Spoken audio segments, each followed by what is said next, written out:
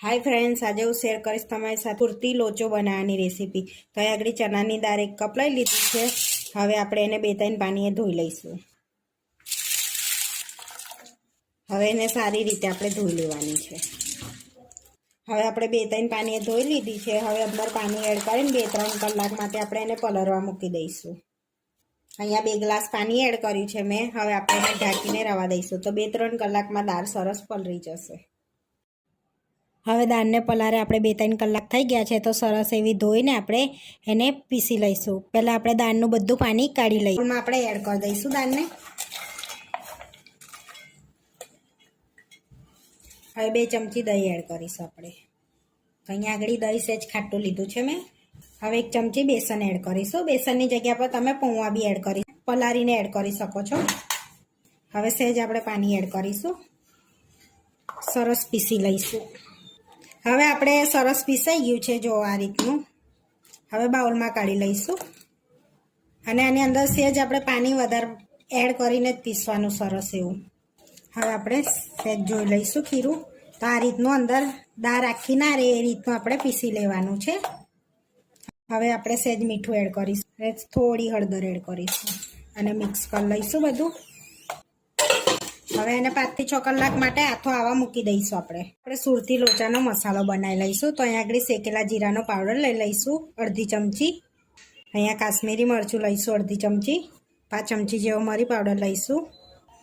થોડું મીઠું લઈશું। થોડું તીખું મરચું લઈશું। એકદમ થોડું સંચળ લઈશું ચપટી જેવું। અડધી ચમચી ચાટ મસાલો એડ કરીશું।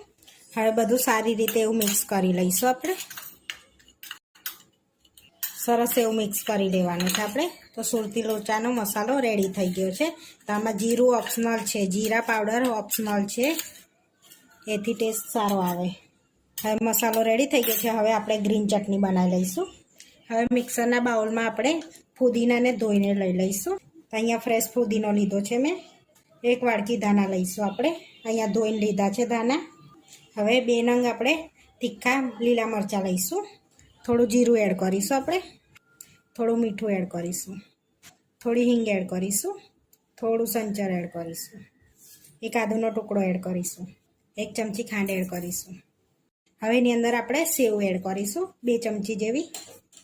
અડધું લીંબુ એડ કરી દઈશું।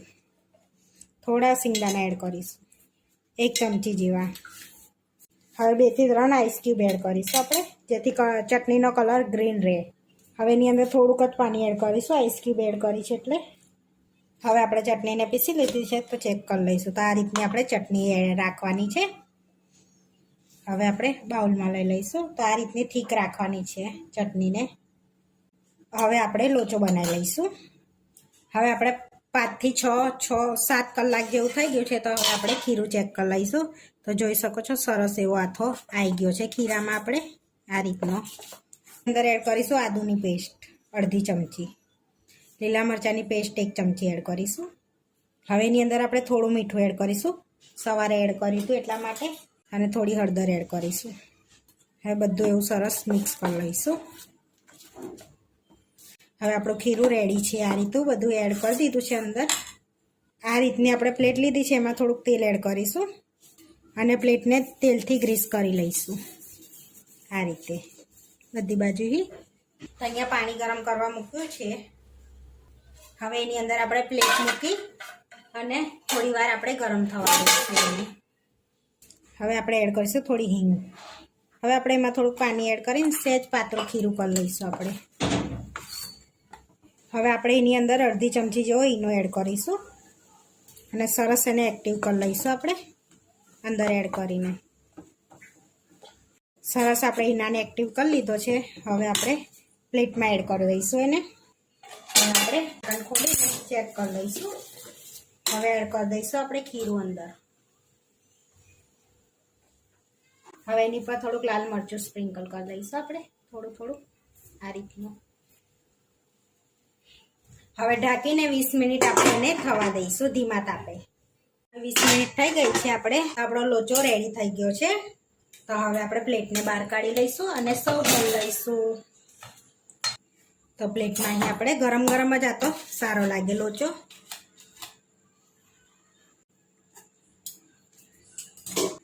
હવે આપણે પ્લેટમાં લઈ લઈશું એને. આપણે પ્લેટમાં થોડોક લોચો લઈ લઈશું. હવે એની પર આપણે સહેજ બટર છીની લઈશું. તમે બટરવાળા ખાતા હોય તો બટર એડ કરવાનું, તેલવાળો ખાતા હોય તો તેલ એડ કરી દેવાનું. તો સિંગ તેલ એડ કરવાનું એની અંદર. હવે જે આપણે મસાલો બનાવ્યો તો ને એ એડ કરીશું આપણે એની પર. એને થોડો સ્પ્રિંકલ કરી લઈશું. હવે ડુંગળી એડ કરીશું ઝીણી. થોડી એડ કરીશું ઝીણી સેવ. થોડાક એડ કરીશું ધાણા. હવે જે ગ્રીન ચટણી બનાવી હતી એ એડ કરીશું આપણે ઉપર એની ઉપર.